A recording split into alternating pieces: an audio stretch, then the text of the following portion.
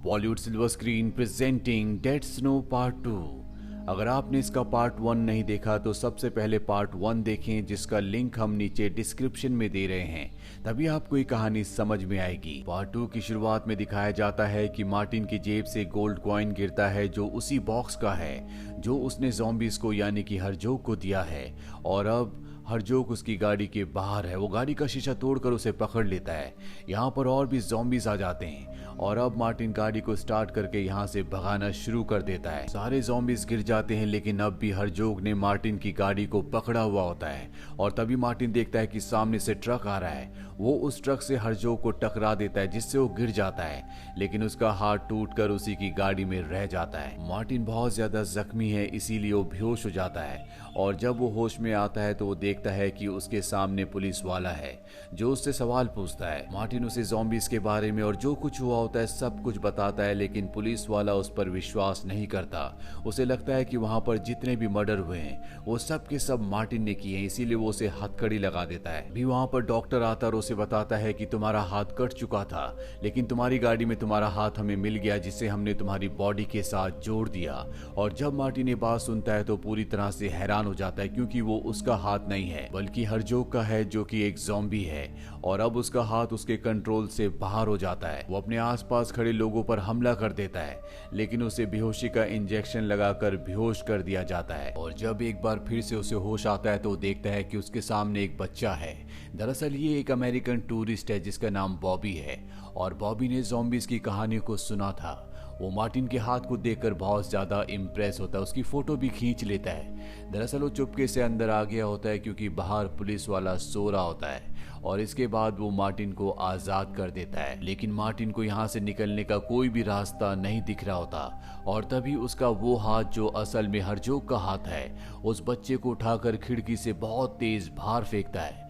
उस खिड़की से मार्टिन भी बाहर चला जाता और देखता है कि बच्चे की मौत हो चुकी है। वहीं हरजोग को दिखाया जाता है, जो अपनी ज़ॉम्बी सेना यानी कि नाजी सेना के साथ आबादी वाले इलाके में पहुंच जाता है, जहां पर कई लोगों को मार देते हैं। यहाँ पर उसका एक डॉक्टर भी होता है, जो उस हाथ को, जो कि मार्टिन का हाथ है, हरजोग की बॉडी के साथ जोड़ देता है। और अब हरजोग के दोनों हाथ ठीक हो चुके हैं। वो यहाँ के कब्रिस्तान में जाता है, जहाँ पर वो मुर्दों को जिंदा करने की कोशिश करता है, लेकिन वो अपने मकसद में कामयाब नहीं हो पाता, क्योंकि यहाँ पर जितनी भी बॉडीज होती हैं वो बहुत ज्यादा पुरानी होती है, वो पूरी तरह से गल चुकी होती है। इसके बाद वो चर्च में जाता है, जहाँ पर वो एक प्रीस्ट को मारकर उसे ज़ॉम्बी बना के अपनी सेना में शामिल कर लेता है। वहीं मार्टिन को दिखाया जाता है, जो गाड़ी से भाग रहा होता है। और तभी वहां पर उस बच्चे का, जिसकी मौत अभी अभी उसकी वजह से हुई है, उसके फोन पर कॉल आता है, और ये कॉल होता है ज़ॉम्बीज हंटर का। दरअसल उस बच्चे ने जो मार्टिन के हाथ की फोटो खींची थी वो इस ग्रुप को भेज दी थी। और अब मार्टिन ज़ॉम्बीज हंटर के लीडर को बताता है कि किस तरह से ज़ॉम्बीज ने कई लोगों को मार दिया और अब भी वो रुकने वाले नहीं हैं। ज़ॉम्बीज हंटर का लीडर कहता है कि हम जल्दी तुम्हारी मदद के लिए पहुंचने वाले हैं, तब तक तुम ये पता लगाने की कोशिश करो कि उन ज़ॉम्बीज का मकसद क्या है।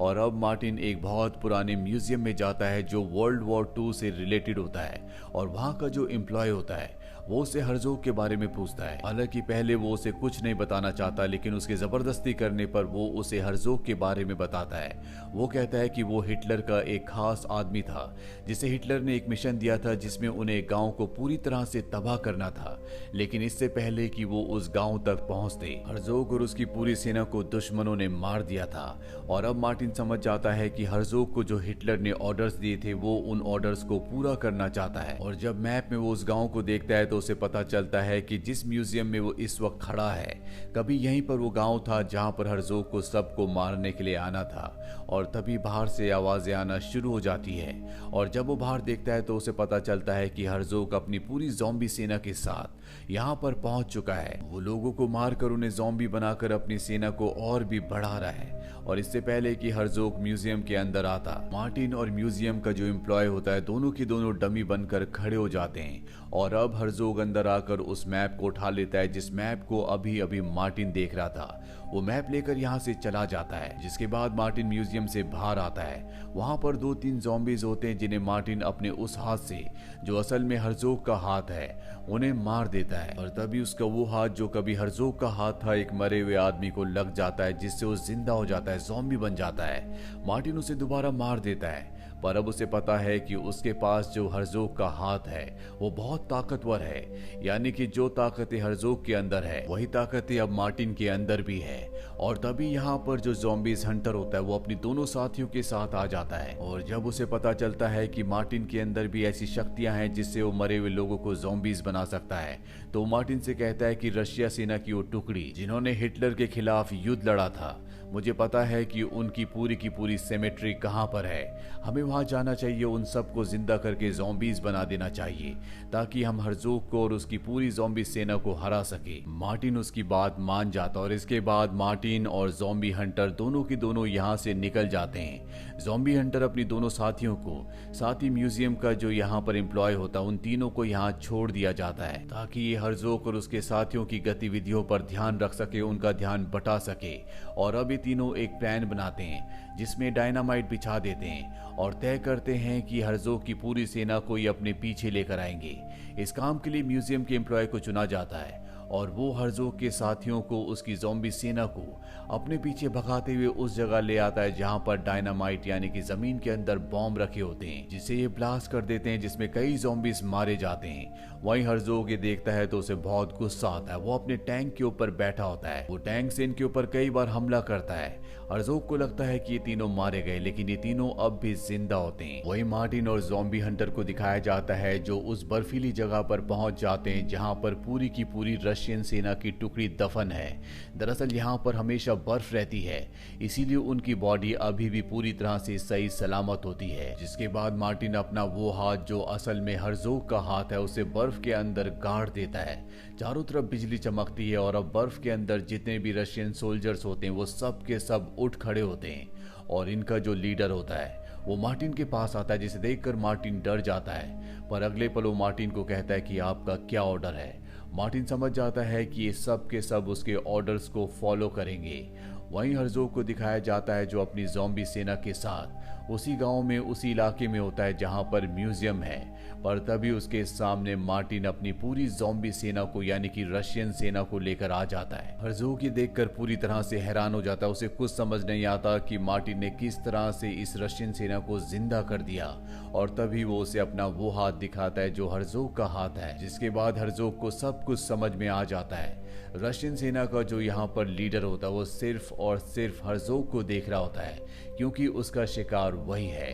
और इसके बाद दोनों ज़ॉम्बी सेना की यानी कि नाजीज की और रशियन की सेना की आपस में लड़ाई होना शुरू हो जाती है।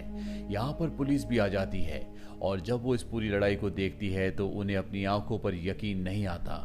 और तभी एक टैंक उनकी गाड़ियों की तरफ बढ़ता है जो उनको गाड़ियों के साथ कुचलना चाहता है, लेकिन सब के सब गाड़ियों से निकलकर एक घर में छुप जाते हैं। अब यहाँ पर मार्टिन का साथ देने के लिए म्यूजियम का एम्प्लॉय और साथ ही ज़ॉम्बी हंटर की जो दोनों साथी थी वो भी यहाँ पर आ चुके होते हैं। ये सब मिलकर हर्जोग की सेना पर धावा बोल देते हैं। मार्टिन की सेना जो कि रशियन सेना है वो बहुत ज्यादा स्ट्रांग होती है। साथ ही इनका जो लीडर है जो हर्जोग का शिकार करना चाहता है उस तक पहुंच जाता है। वो उसे मारने वाला होता है कि तभी पीछे से कोई उस पर वार करके उसे जख्मी कर देता है, जिसके बाद उस लीडर को मार दिया जाता है और यहाँ पर पूरी की पूरी लड़ाई पलट जाती है।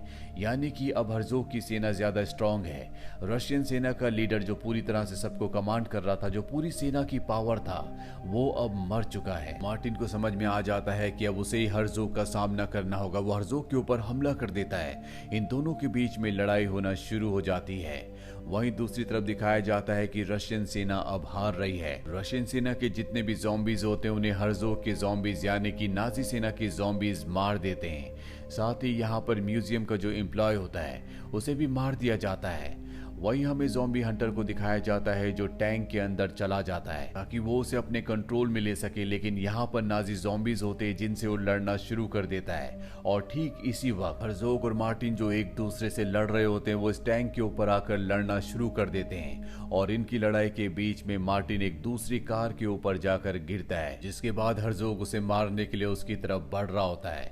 वही टैंक के अंदर दिखाया जाता है जहां पर ज़ॉम्बी हंटर ज़ॉम्बीज को हराकर टैंक पर कंट्रोल कर लेता है। और जब वो देखता है कि हर्ज़ोग मार्टिन को मारने के लिए जा रहा है, वो टैंक की तोप की नली को हर्ज़ोग की तरफ करके शूट कर देता है, जिससे हर्ज़ोग मारा जाता है। और जैसे ही हर्ज़ोग मरता है, उसकी पूरी की पूरी नाजी ज़ॉम्बी सेना भी खत्म हो जाती है। और इस तरह से ये इस जंग को जीत जाते हैं। जंग जीतने के बाद ज़ॉम्बी हंटर अपनी दोनों साथियों के साथ यहाँ से निकल जाता है।